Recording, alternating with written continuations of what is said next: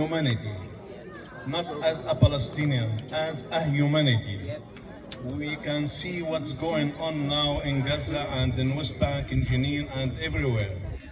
I don't want to write paper and prepare myself to read what I should. I do what I feel as a Palestinian. And you know, we are now in the time, this month of Nakba.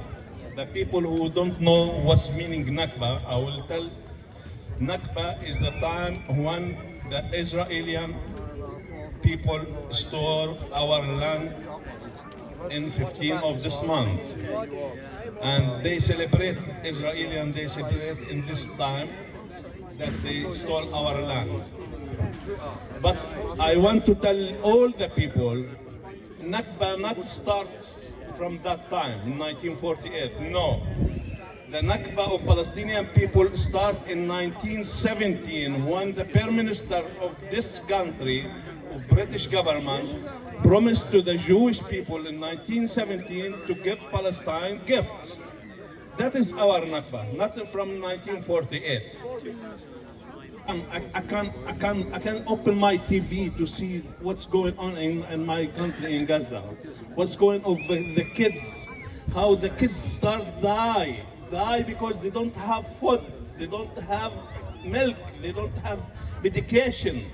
What's kind of humanity of all of this world just looking for humanity die, children die, more than 40,000 children die by the bomb, but now they start die by what? By they don't have food to eat, they don't have medication, and we still looking as a humanity, all the world. What kind of we are humanity? We are not a humanity. How we allow to the criminal people, the Israeli people, kill the children in this way? And we are looking, we are talking. No, we need to do something, not only talking. Because now we see the kids die. How you feel if you see your kids die in front of you because you don't have water, you don't have food, you don't have medication. They destroy the hospital, they destroy the tent, they destroy everything. And now the Israeli soldier, they start kill anyone. They said, the manager and of the Israeli soldier said, kill anyone because they are animal. They are not a human being. We are animal? No. They are animal. Of course. Yes.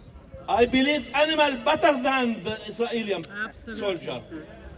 Because the animal feeling, but the Israeli soldier never feeling. They are not from this world, from other world. So we need to stop this. We don't want only to talk. I don't want to say free Palestine. Yeah, free Palestine, but we need to do something. We need to go. We need the Egyptian people go inside Palestine. Open the gate.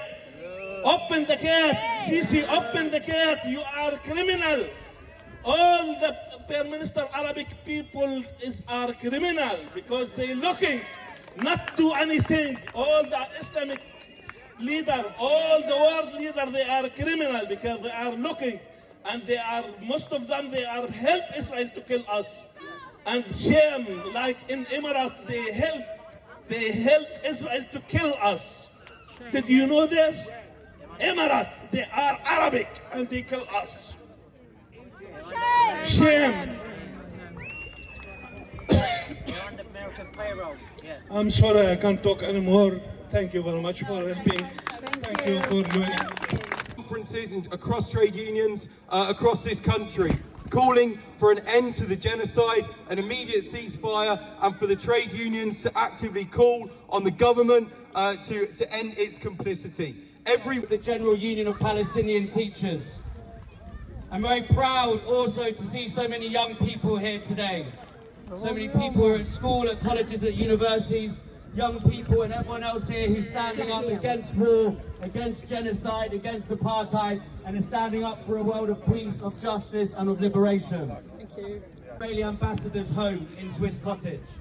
Initially, we were outside her residency, we were then moved to the Swiss Cottage Library, we were then moved again to Swiss Cottage Station, we were then banned from Swiss Cottage Station, where we then took our picket directly outside New Scotland Yard to protest against our ban.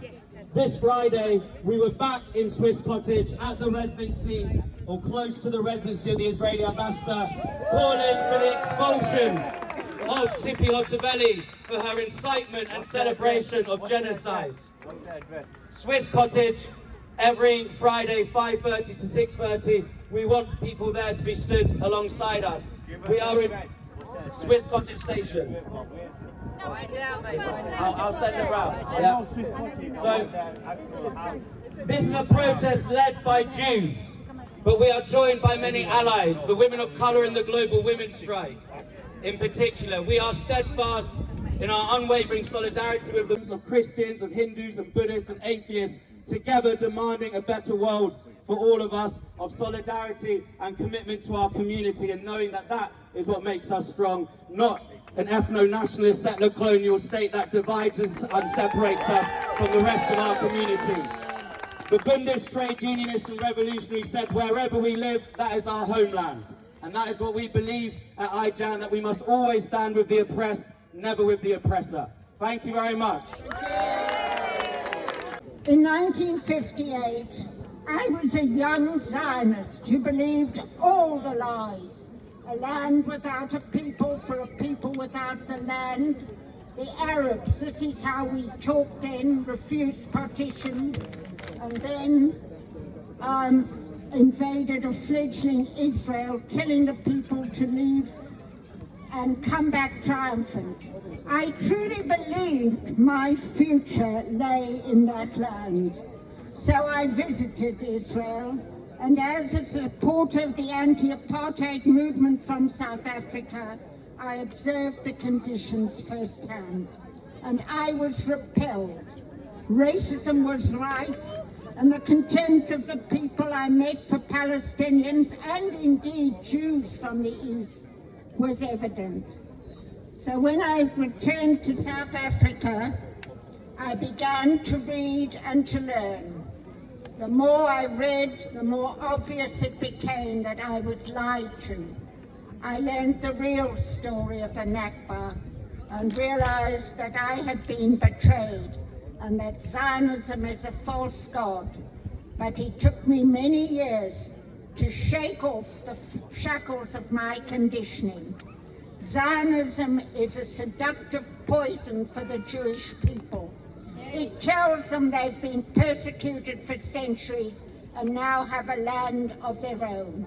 It does not tell them that this is a stolen land and they can only retain the land if they get rid of the pesky indigenous inhabitants. At first, Israel pretended to abide by a semblance of international law, and the world, including Thatcher and Reagan, right-wing extremists, put a stop to their more violent actions. However, Israel has educated a generation to believe that the Palestinians, powerless as they are, want to inflict another Holocaust on them. A lie, if ever there was one. We now see the end stage of this genocide with the abject horror of starving a population. Not content with bombing people in flimsy tents, destroying every vestige of human life, moving people around like pawns on a chessboard, beheading babies, raping doctors to death. This vile country is now getting to the end stage and using starvation as a weapon of war, while our so-called human rights Prime Minister denies the reality of genocide. No one can mistake this horror for what it is. Today we see the sickening spectacle of European nations, including our nation, all touched with justice, fair play, human rights. We are the holders of the flame of human worth, of human rights, of justice, equality and humanity. remember the Nakba and see it not as one-off, but a process which cannot and must not be allowed to prevail. Our leaders have no answer, no credibility, and we must not falter. We, the people, must be strong enough to continue our fight. We must show the country and the world that all their attacks have not diminished our resolve to stand up for what is right, and that justice in the end must prevail. We will not be cowed. See you on the 17th at the Nakba March.